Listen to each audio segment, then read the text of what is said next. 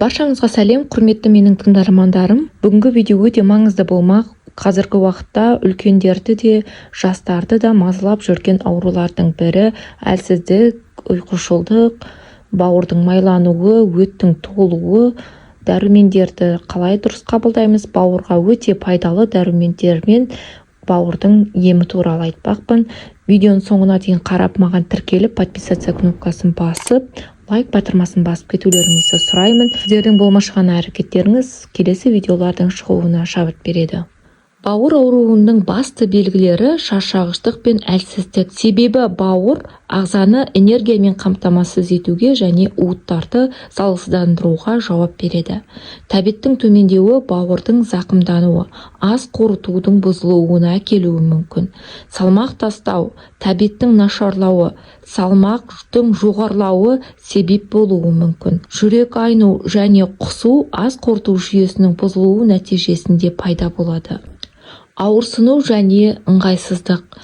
Іштің жоғарғы оң жақ бөлігінде ауырсыну, бауырдың ұлғаюы немесе қабынуы нәтижесінде пайда болады. Іштің кебуі асқазан ішек жолдарының ас қорытудың бұзылуынан.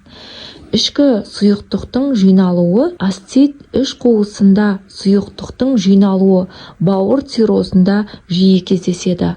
Аяқтардың ісінуі бауыр жеткіліксіздігінің салдарынан сұйықтықтың ағзадан дұрыс шығарылмауы. Қан айналымының бұзылуы, мұрыннан қан кету немесе қан ұюының нашарлауы бауырдың қан ұюына қажетті ақуыздарды жеткілікті мөлшерде өндіре алмауы. Қызыл иектің қансырап кетуі. Нейропсихологиялық бұзылыстар есте сақтау қабілеттің нашарлауы, шатасу, бауырдың уыттары тазарту қабілеті төмендегенде, мысалы бауыр энцефалопатия, түнгі ұйқысыздық немесе күндізгі ұйқышылдық.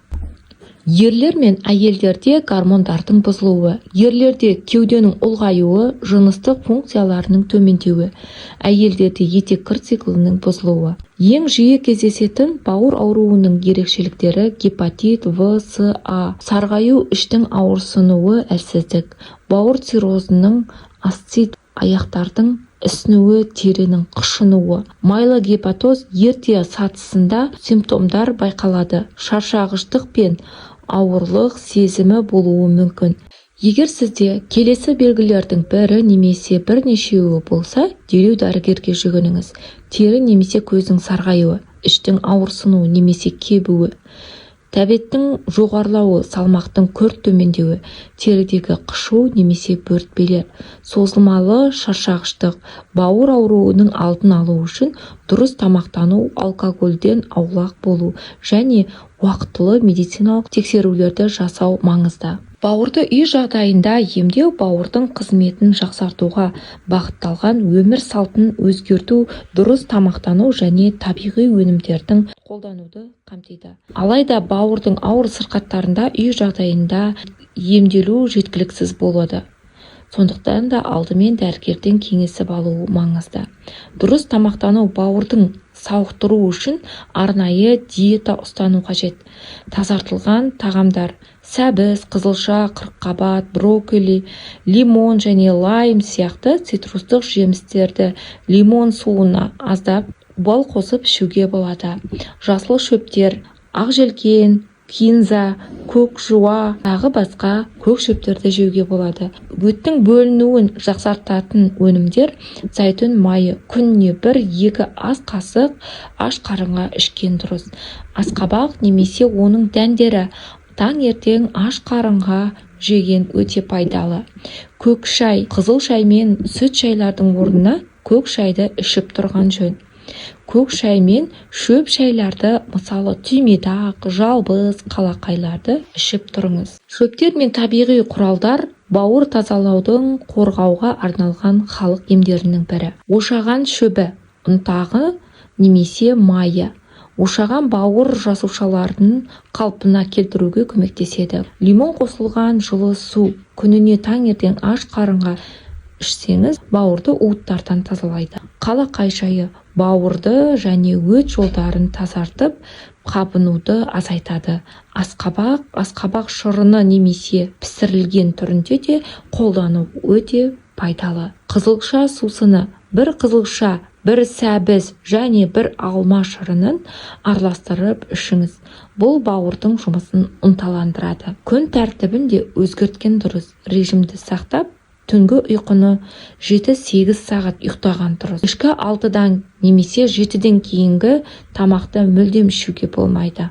Өйткені түнде ағзамыз демалу керек. Өз қызметін жақсы атқарып, бауыр түнде демалатын болса, ол да сіздің бауырға деген көмегіңіз болады. Тыйым салынатын тағамдар: қуырылған, майлы, ащы тағамдарды, консервіленген, өңделген өнімдерді, шұжық, фастфуд, алкогольді, газдалған сусындардан аулақ болыңыз.